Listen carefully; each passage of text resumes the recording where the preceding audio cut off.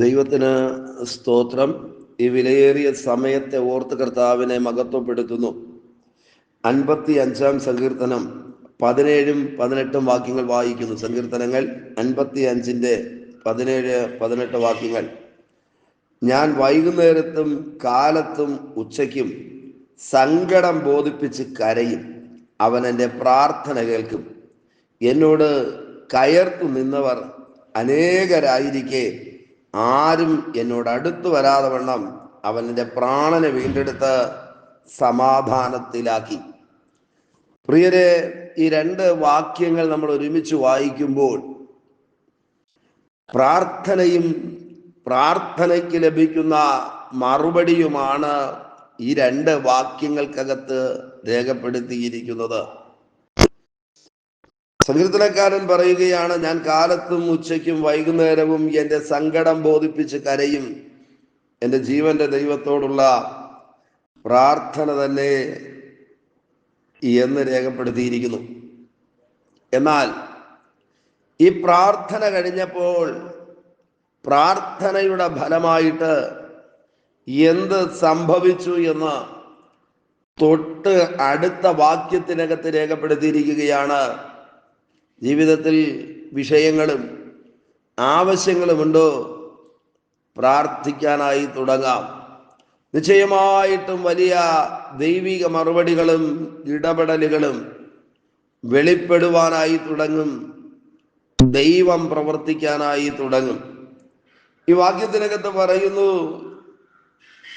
ഞാൻ പ്രാർത്ഥിച്ചു, ദൈവം എൻ്റെ പ്രാർത്ഥനയെ കേട്ടു. ദൈവം പ്രാർത്ഥന കേട്ട് കഴിഞ്ഞപ്പോൾ എന്താ സംഭവിച്ചത്? എന്നോട് കയർത്തു നിന്നവർ അനേകരായിരിക്കെ. രാവിലെ എനിക്ക് പറയുവാനുള്ളത് അതാണ്. രാവിലെയും ഉച്ചയ്ക്കും വൈകുന്നേരവും സങ്കടം ബോധിപ്പിച്ച് കരഞ്ഞ, ദൈവത്തോട് പ്രാർത്ഥിച്ച മനുഷ്യന് ചുറ്റും കയർത്ത് നിൽക്കുന്ന അനേകരുണ്ടായിരുന്നു. എതിരായി ശബ്ദമുയർത്തുന്ന, തകരുന്നതിനു വേണ്ടി ആഗ്രഹിച്ച് പ്രവർത്തിച്ചു കൊണ്ടിരിക്കുന്ന, വലിയ പ്രതിസന്ധികളെ ഉയർത്തിവിടുന്ന ഒരു വലിയ സമൂഹത്തിന്റെ നടുവിൽ സങ്കീർത്തനക്കാരൻ എത്തപ്പെട്ടു.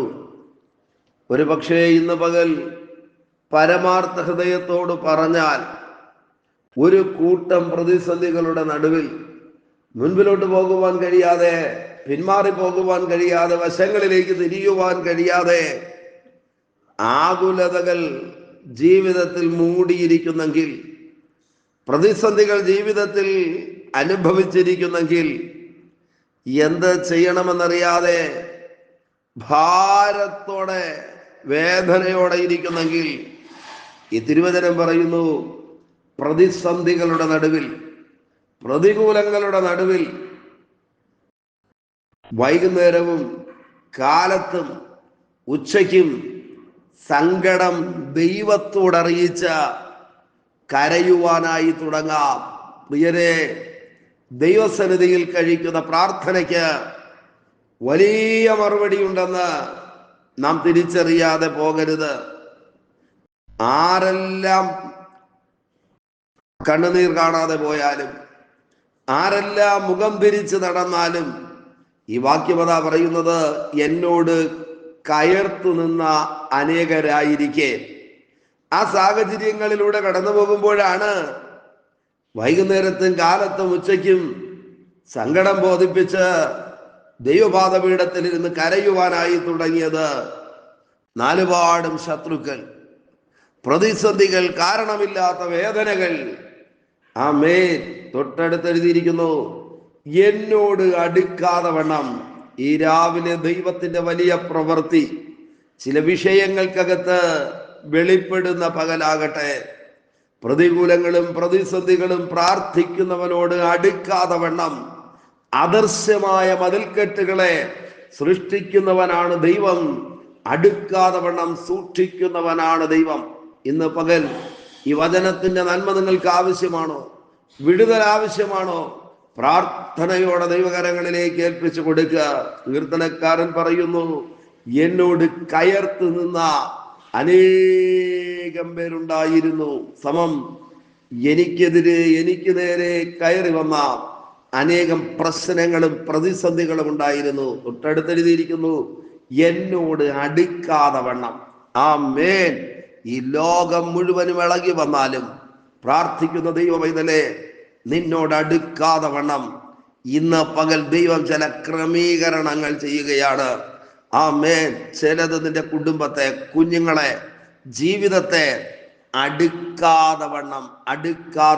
ഈ വാക്യം അങ്ങനെയാണ് എഴുതിയിരിക്കുന്നത്, പ്രാർത്ഥിക്കുന്നവനെ അടുക്കാതെ വണ്ണം. ബൈബിൾ അങ്ങനെയാണല്ലോ പറയുന്നത്. ബാധ നിന്റെ കൂടാരത്തിന് ആമേൻ അടുക്കുകയില്ല. സ്തോത്രം. ഇന്ന് പകൽ വലിയ ദൈവപ്രവൃത്തി, ദൈവിക ഇടപെടലുകൾ, ദൈവിക സംരക്ഷണങ്ങൾ അനുഭവിക്കുവാൻ ആമേൻ ഇടയായി തീരട്ടെ. അടുക്കാതെ വണ്ണം.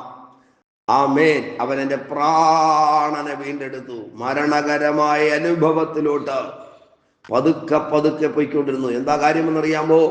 എതിർക്കുന്നവർ അനേകരായിരുന്നു.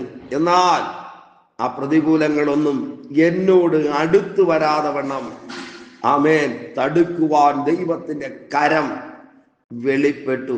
ദൈവമേ, നീ എൻ്റെ പ്രാണനെ വീണ്ടെടുത്തു. ഈ പകൽ ഒരു വീണ്ടെടുപ്പിന്റെ പ്രവൃത്തി ചിലരുടെയെങ്കിലും ജീവിതത്തിൽ വെളിപ്പെടുന്ന പകലായി തീരട്ടെ. ആ സങ്കീർത്തന വാക്യം എഴുതി അവസാനിപ്പിക്കുന്നത്, ആമേൻ, വീണ്ടെടുത്ത് സമാധാനത്തിലാക്കി. ദൈവം നമ്മെ സമാധാനത്തിലാക്കുന്ന നാളുകൾ, സ്വസ്ഥതയിലാക്കുന്ന ദിവസങ്ങൾ, സന്തോഷത്തോടെ ജീവിക്കുവാൻ കഴിയുന്ന നിലയിൽ അവസ്ഥകളെയും സ്ഥിതികളെയും മാറ്റുന്ന ദൈവ പ്രവൃത്തി വെളിപ്പെടട്ടെ. ആമേൻ. കയർത്തു നിൽക്കുന്ന അനേകർ ചുറ്റുമുണ്ടോ? പ്രതികൂലങ്ങളുടെ നടുവിലൂടെയാണോ കടന്നു പോകുന്നത്? പ്രതിസന്ധികൾ ധാരാളം ജീവിതത്തിലുണ്ടോ? ആമേൻ. ഒന്നും അടുത്തു വരാതെ വണ്ണം ബലമുള്ള ദൈവകരം വെളിപ്പെടുന്ന ദിവസങ്ങളായി തീരട്ടെ. ആമേൻ. അവൻ എൻ്റെ പ്രാണനെ വീണ്ടെടുത്തു, സമാധാനത്തിലാക്കി. രണ്ട് കാര്യം അതിനകത്ത് നിന്ന് ഞാൻ പറഞ്ഞിട്ട് പ്രാർത്ഥിക്കാം. ഒന്ന്, ആരും എന്നോടടുത്ത് വരാതെ വണ്ണം. ആമേൻ. അല്ലെങ്കിൽ ഒന്നും എന്നോടടുത്ത് വരാതെ വണ്ണം. ഇന്ന് പകൽ കടിച്ചു കീറുമെന്നും തകർത്തെറിയുമെന്നും നശിപ്പിക്കുമെന്നും പറയുന്നത് അടുത്തു വരാതെ വണ്ണം അദർശ്യമായ ദൈവത്തിന്റെ കരം വെളിപ്പെടും. രണ്ട്, സമാധാനത്തിലാക്കി. ദൈവം ചിലരെ ചില ഇടങ്ങളിലാക്കുന്ന, ചില നന്മകളിലേക്ക് കൊണ്ടു ചെല്ലുന്ന ദൈവ പ്രവൃത്തി വെളിപ്പെടട്ടെ. പ്രാർത്ഥിക്കാമോ ഇന്നിന്റെ അനുഗ്രഹത്തിന് വേണ്ടി? പരിശുദ്ധ ദൈവമേ, സ്വർഗസ്ഥ പിതാവേ, ഈ സന്ദേശം കേട്ടുകൊണ്ട് പ്രാർത്ഥിക്കുന്ന മുഴുവൻ പേരെയും ദൈവകരങ്ങളിലേക്ക് ഏൽപ്പിക്കുന്നു. ഓരോരുത്തരെയും അനുഗ്രഹിക്കണമേ, ശക്തീകരിക്കണമേ, നന്മകളെ കൊടുക്കും. അധികാരമുള്ള യേശുവിന്റെ നാമത്തിൽ പിതാവേ, ആമേൻ, ആമേൻ. Okay, God bless you. ദൈവമായ കർത്താവ് എല്ലാവരെയും ധാരാളമായി അനുഗ്രഹിക്കട്ടെ. ആമേൻ, ആമേൻ.